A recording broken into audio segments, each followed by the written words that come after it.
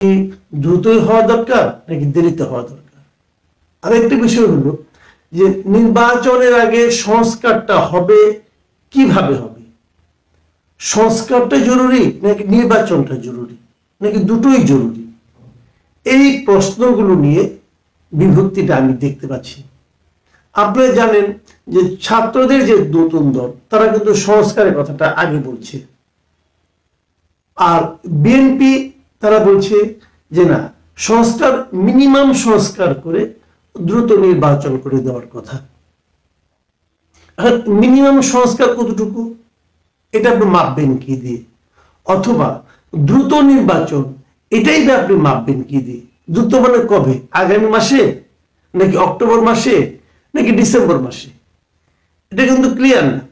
আবার অনেকে বলছেন না, এটা আগামী বছরের মার্চে হলেও ভালো হয়। এখন প্রশ্ন হলো যে কেন মার্চে হতে হবে, অথবা কেনই বা ডিসেম্বরে হতে হবে? আর সংস্কার সেটাই বা আপনি কিভাবে করবেন? যে এই যে মেরুকরণের কথা বললাম, এই মেরুকরণে আমি একটা ঘটনা বলি। গতকালকে একটা মিটিং ছিল, জামাতে ইসলামের একটা মিটিং ছিল। সেখানে জামাতের যিনি নেতা গোলাম পরোয়ার, তিনি কিছু কথা বলেছেন। জামাতের সেক্রেটারি জেনারেল বক্সিবাজারের কালকের এই মিটিংয়ে উনি 2-3টা কথা বলেছেন। আমি ওই কথাগুলো একটু পড়ে শোনাই আপনাদেরকে, যে তাহলে বুঝতে পারবেন জামাতের অবস্থানটা কি এবং জামাত কিভাবে এটাকে ব্যাখ্যা করছে, তাদের অবস্থানটাকে তারা কিভাবে জাস্টিফাই করছে, সেটা একটু আপনাদের আমি সঙ্গে আলোচনা করার চেষ্টা করি। জামাতের এই যে সেক্রেটারি জেনারেল মিয়া গোলাম পরোয়ার, উনি বলেছেন যে অন্তর্বর্তীকালীন সরকার নির্বাচনের দিকে এগোচ্ছে, কিন্তু একটি গোষ্ঠী চাইছে এখনই নির্বাচন দিতে। তাদের দাবি হচ্ছে সংস্কারের কোনো দরকার নেই, নির্বাচন দাও, আমরা ক্ষমতায় যাই।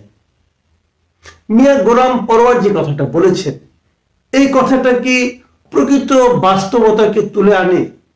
এটা কি প্রকৃত বাস্তবতার প্রতিফলন? আমি মনে করি না। আমি মনে করি উনি অর্ধ সত্য বলেছেন। আপনি এমন কোন একটা দলকে দেখাতে পারবেন না বর্তমানে বাংলাদেশের প্রচলিত রাজনৈতিক দলগুলোর মধ্যে যে যারা বলেছে যে সংস্কারের কোনো দরকার নাই, এখনই নির্বাচন দাও। এ কথা কেউ বলেনি, কোনো একটা পলিটিক্যাল পার্টি বলে নাই। তো উনি কোথায় পেলেন এই কথাটা?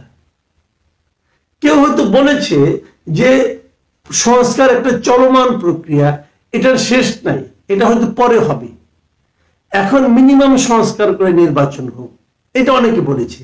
কিন্তু কোনো সংস্কারের দরকার নাই, এখনই নির্বাচন দাও, এই কথাটা আমি অন্তত পক্ষে শুনিনি। মিয়া গোলাম পরোয়ার উনি কোথায় শুনলেন? উনি জামাতে ইসলাম, যে দলটা ইসলামের কথা বলে, সেই দলের উনি সেক্রেটারি জেনারেল। ইসলামকে এটা বলে যে কারোর কথা তুমি বিকৃত করে উচ্চারণ করো, কারোর কথা যে যে কথাটা বলেনি সেই কথাটা তার মুখ দিয়ে তুমি বলাও, বলে ইসলাম এটা? তো মিয়া গোলাম পরোয়ার রাজনীতির স্বার্থে, রাজনীতির জন্য এই ধরনের কথা বলেন কেন?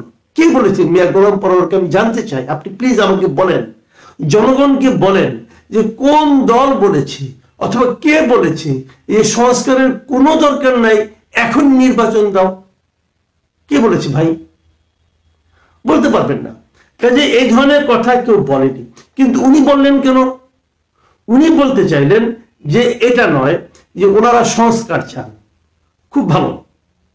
আবার এখানে যে আবার আরেকটা কথা আমি বলি, সে কথাটা উনি ওনার এই বক্তব্য উনি বলেছেন যে যারা বলে ক্ষমতায় গিয়ে সংস্কার করবে, তারা ক্ষমতায় থাকতে কি করেছে? এটা কিন্তু একটা গুরুত্বপূর্ণ প্রশ্ন আমি মনে করি। আসলেই তো যারা এখন বলছে যে আমরা ক্ষমতায় যাওয়ার পর নির্বাচন করব, ক্ষমতায় যাওয়ার পর সংস্কার করব, তো তারা যখন ক্ষমতায় ছিল তখন কেন সংস্কার করেনি? দেখুন, মিয়া গোলাম পরোয়ারের এই বক্তব্যটাও কিন্তু আমার কাছে মনে হয় খুবই মিসলিডিং বক্তব্য।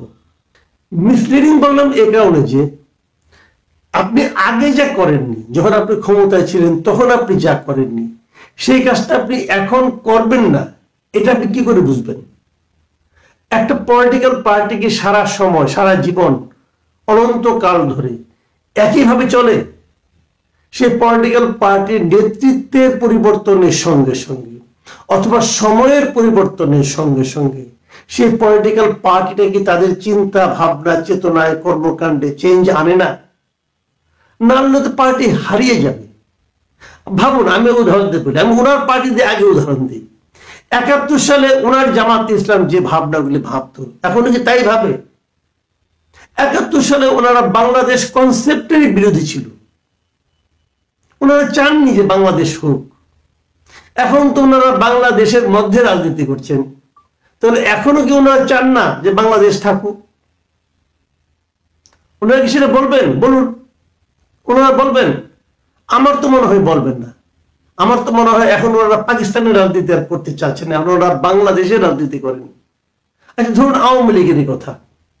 আওয়ামী লীগ 71 সালে যে চিন্তাগুলি করত, আওয়ামী লীগ বঙ্গবন্ধুরা আমলে যে চিন্তাগুলি করত, আওয়ামী লীগ কি শেখ হাসিনার আমলে সে একই চিন্তা করত? শেখ হাসিনা যেভাবে আওয়ামী লীগকে গত 15 বছর চালিয়েছেন, আওয়ামী লীগের অনেক নেতা আছেন, সিনিয়র লিডার আছেন, তারা